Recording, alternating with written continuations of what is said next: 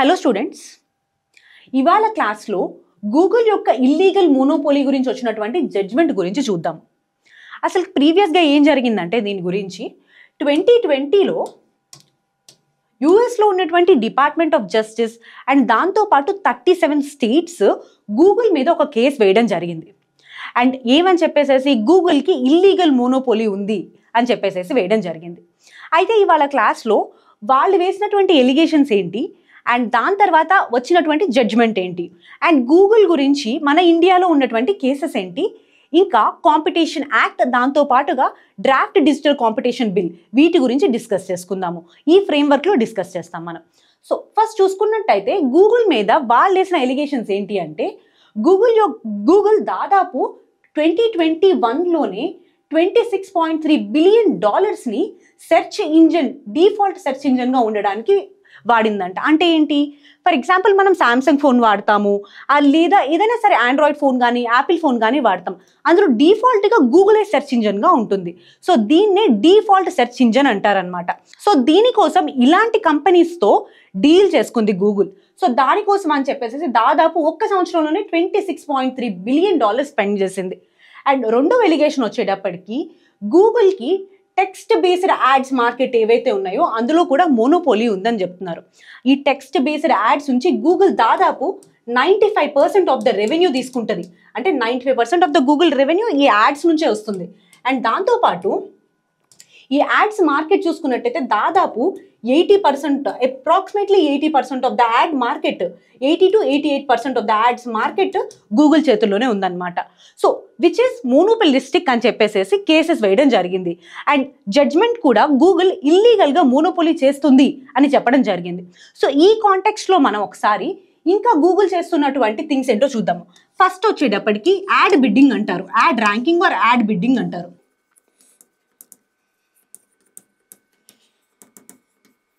ఇంకా దాంతోపాటు సెల్ఫ్ ప్రిఫరెన్సింగ్ అంటారు. అంటే ఏంటి అంటే జనరల్గా గూగుల్ ద్వారా వెళ్ళినట్టయితే ఫస్ట్ ప్రిఫరెన్స్ గూగుల్ స్టోర్స్కి వస్తుంది. ఫర్ ఎగ్జాంపుల్ జీపేకి కానివ్వండి లేదా ప్లే స్టోర్కి కానివ్వండి. సో ఇలాంటి వాటికి ప్రిఫరెన్స్ ఇవ్వడమే సెల్ఫ్ ప్రిఫరెన్సింగ్ అంటారనమాట. అట్లానే యాడ్ ర్యాంకింగ్, యాడ్స్ని డిఫరెంట్గా ర్యాంక్ చేసి వాటిని బిట్స్ ప్లేస్ చేస్తూ ఉంటారు గూగుల్లో.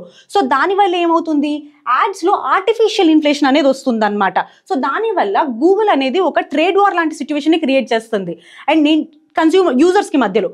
అండ్ దానివల్ల గూగుల్ ప్రాఫిట్స్ పొందుతుంది అనమాట. సో ఇదే యాడ్ ర్యాంకింగ్ సిస్టమ్. సో వీటన్నిటి వల్ల గూగుల్ మోనోపోలిస్టిక్ టెండెన్సీస్ ఉన్నాయి అండ్ గూగుల్ దానివల్ల డామినెంట్ పొజిషన్ని యూజ్ చేసుకొని ప్రాఫిట్ సంపాదిస్తుంది అని కేసు వేయడం జరిగింది.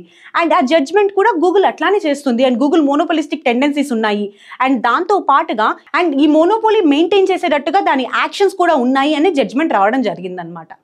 ఒక్కసారి మన ఇండియాలో ప్రీవియస్గా గూగుల్ మీద జరిగినటువంటి కేసెస్ చూద్దాం మనం. ఫస్ట్ ఆఫ్ ఆల్ 2018లో competition of commission of India గూగుల్కి $21 మిలియన్ ఫైన్ వేసిందనమాట. ఎందుకని, సెర్చ్ బయాస్ అని చెప్పేసి. అసలు ఈ సెర్చ్ బయాస్ అంటే ఏంటి అంటే జనరల్గా మనం సర్చ్ చేస్తున్నప్పుడు పార్టిసన్ ఇన్ఫర్మేషన్ ఇవ్వడం. ఫర్ ఎగ్జాంపుల్ తీసుకున్నట్టయితే సర్చ్ చేసిన తర్వాత లెఫ్ట్ వింగ్కి ఫేవర్గా ఇవ్వడము లేదా రైట్ వింగ్కి ఫేవర్గా ఇవ్వడము, దీన్ని సెర్చ్ బయాస్ అంటారు. అంటే రిజల్ట్ అనేది ఏదైతే ఉంటుందో అది ఒక్కళ్ళకి పార్టిసన్గా ఇచ్చేది సెర్చ్ బయాస్. దీనికోసం 2018లో ఫస్ట్ టైం గూగుల్ మీద $21 మిలియన్ ఫైన్గా వేసింది competition commission of India.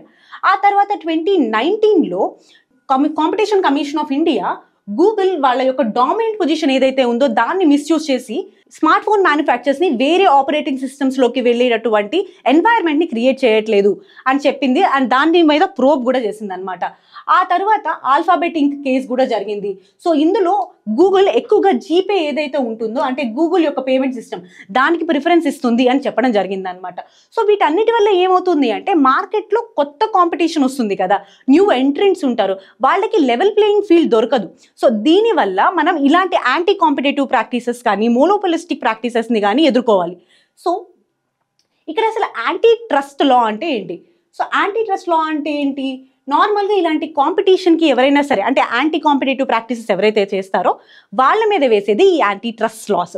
So ఇండియాలో ఉన్నటువంటి యాంటీ ట్రస్ట్ లా ఏంటి, కాంపిటీషన్ యాక్ట్ 2002 అనమాట.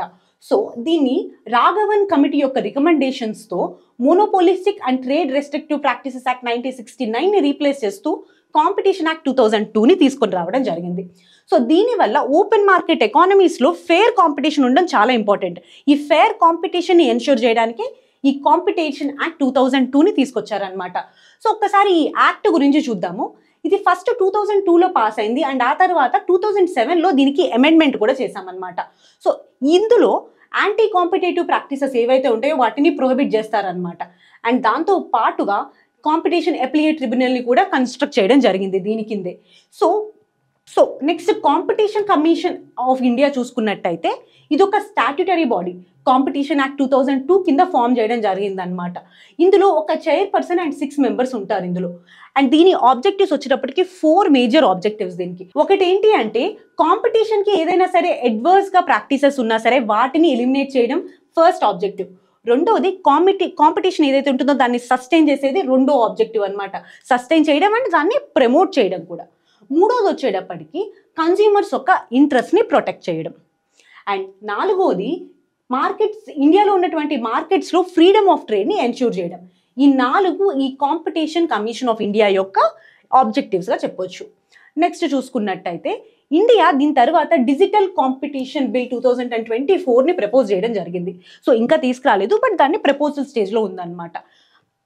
ఇది ఎందుకు అంటే డామినెంట్ కంపెనీస్ ఉంటాయి కదా, ఫర్ ఎగ్జాంపుల్ గూగుల్ కానీ ఫేస్బుక్ కానీ అట్లానే అమెజాన్ కానీ ఇలాంటి కంపెనీస్ ఏమైనా సరే యాంటీ కాంపిటేటివ్ ప్రాక్టీసెస్లో కనుక ఎంగేజ్ అయినట్టయితే వీటికి ఎగెనెస్ట్గా ఈ లాని తీసుకురావడం అనేది జరిగింది. నెక్స్ట్ చూసుకున్నట్టయితే ఈ బిల్లు ఉన్నటువంటి కీ ప్రొవిజన్స్ని చూద్దాం మనం. ఫస్ట్ ఈ బిల్లు వచ్చేటప్పటికి యూరోపియన్ యూనియన్ నుంచి ఇన్స్పైర్ అయ్యామన్నమాట.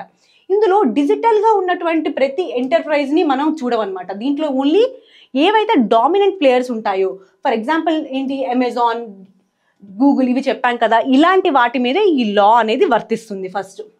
నెక్స్ట్ చూసుకున్నట్టయితే ఇందులో ఫస్ట్ది కోర్ డిజిటల్ సర్వీసెస్ని ఐడెంటిఫై చేస్తారు. అసలు ఈ కోర్ డిజిటల్ సర్వీసెస్ అంటే ఏంటి? జనరల్గా బిల్లో అయితే మొత్తం 10 కోర్ డిజిటల్ సర్వీసెస్ని ఐడెంటిఫై చేశారు. అవి ఏంటివంటే online search engines, social networking services, video sharing platform services, వీటిని కోర్ డిజిటల్ సర్వీసెస్గా దీన్ని ఫస్ట్ ఐడెంటిఫై చేయడం జరిగిందనమాట.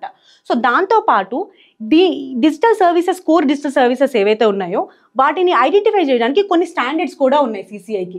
ఫస్ట్ది ఏంటి అంటే ఫినాన్షియల్ స్ట్రెంగ్త్. ఆ డిజిటల్ సర్వీసెస్గా మనం ఒక దాన్ని ఐడెంటిఫై చేయాలంటే దానికి ఉన్న ఫినాన్షియల్ స్ట్రెంగ్త్, దాంతోపాటు నెంబర్ ఆఫ్ యూజర్స్, వీటిని బేస్ చేసుకొని ఈ కోర్ డిజిటల్ సర్వీసెస్ని ఐడెంటిఫై చేస్తారు. ఏంటివి? సిగ్నిఫికెంట్ ఫినాన్షియల్ స్ట్రెంగ్త్ ఒకటి, రెండోది నెంబర్ ఆఫ్ యూజర్స్. ఈ రెండింటిని బేస్ చేసుకొని మనకి కోర్ డిజిటల్ సర్వీసెస్ ఏంటి అనేది చెప్తారనమాట. అండ్ వీటిని సిస్టమాటికలీ సిగ్నిఫికెంట్ డిజిటల్ ఎంటర్ప్రైజెస్ అంటారు. ఎస్ఎస్డిఈస్ ఏంటి? సిస్టమాటికలీ సిగ్నిఫికెంట్ డిజిటల్ ఎంటర్ప్రైజెస్ అంటారనమాట. Nothing but ఎస్ఎస్డిఈ.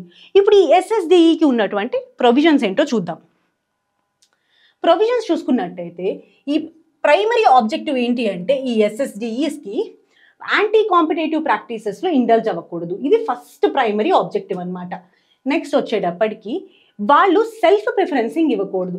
మనం ఇందాక చెప్పుకున్నాం కదా, గూగుల్లో గూగుల్ పేకి ప్రిఫరెన్స్ ఇవ్వడము లేదా ప్లే స్టోర్కి ప్రిఫరెన్స్ ఇవ్వడము, ఇట్లా కాకుండా వీళ్ళు సెల్ఫ్ ప్రిఫరెన్సింగ్ అనేది ఇవ్వకూడదు అనమాట. మూడవది డిఫాల్ట్ సెట్టింగ్స్ ఏవైతే ఉంటాయో ఆ సెట్టింగ్స్ని చేంజ్ చేసుకునే అవకాశం ఇవ్వాలి. ఆ సెట్టింగ్స్ని చేంజ్ చేసుకోకుండా డిఫాల్ట్గా అవే ఉండడం అయితే ఇలాంటి వాటి మీద రెస్ట్రిక్షన్స్ ఇంపోజ్ చేయడం జరిగింది. ఆ తర్వాత చూసుకున్నట్టయితే అసోసియేట్ డిజిటల్ ఎంటర్ప్రైజెస్ అనే డెసిగ్నేషన్ కూడా ఇవ్వడం జరిగిందనమాట. అసోసియేట్ డిజిటల్ ఎంటర్ప్రైజెస్ ఏంటి? జనరల్గా ఒక గ్రూప్లో ఒక ఎస్ఎస్డిఈ ఉంది అనుకోండి, దాంతో పాటుగా డైరెక్ట్గా కానీ ఇండైరెక్ట్గా కానీ కోర్ డిజిటల్ సర్వీస్ ఏదైతే చెప్పుకున్నామో దాన్ని డెలివరీ చేసినట్టయితే వాళ్ళని ఏడిఈస్ అంటారు. అంటే ఏంటి? అసోసియేట్ డిజిటల్ ఎంటర్ప్రైజెస్ అని చెప్పనమాట. అయితే ఈ ఎంటిటీస్ మేజర్ టెక్నాలజీ గ్రూప్స్ ఉంటాయి కదా, వీళ్ళు ఇచ్చినటువంటి డేటా ద్వారా బెనిఫిట్ కనుక పొందినట్టయితే వాళ్ళని కూడా ఏడిఈస్ కింద కన్సిడర్ చేస్తారు. ఏడిఈ అంటే ఏంటి? అసోసియేట్ డిజిటల్ ఎంటర్ప్రైజ్ అనమాట. వీళ్ళకు కూడా ఎస్ఎస్డిఈస్కి ఉన్నటువంటి సేమ్ ప్రొవిజన్స్ ఉంటాయి. ఏంటివి అవి? యాంటీ కాంపిటేటివ్ ప్రాక్టీసెస్ ఉండకూడదు, సెల్ఫ్ ప్రిఫరెన్సింగ్ ఉండకూడదు, దాంతోపాటు డిఫాల్ట్ సెట్టింగ్స్ ఉంటే వాళ్ళ మీద రెస్ట్రిక్షన్స్ ఉంటాయి. సో ఇలాంటి ప్రొవిజన్స్ అనేవి ఉంటాయి అన్నమాట. సో ఇది డిజిటల్ కాంపిటీషన్ బిల్ 2024. అయితే మీరు కామెంట్ సెక్షన్లో కాంపిటీషన్ కమిషన్ ఆఫ్ ఇండియాలో ఎంతమంది మెంబర్స్ ఉంటారు అనేది చెప్పండి.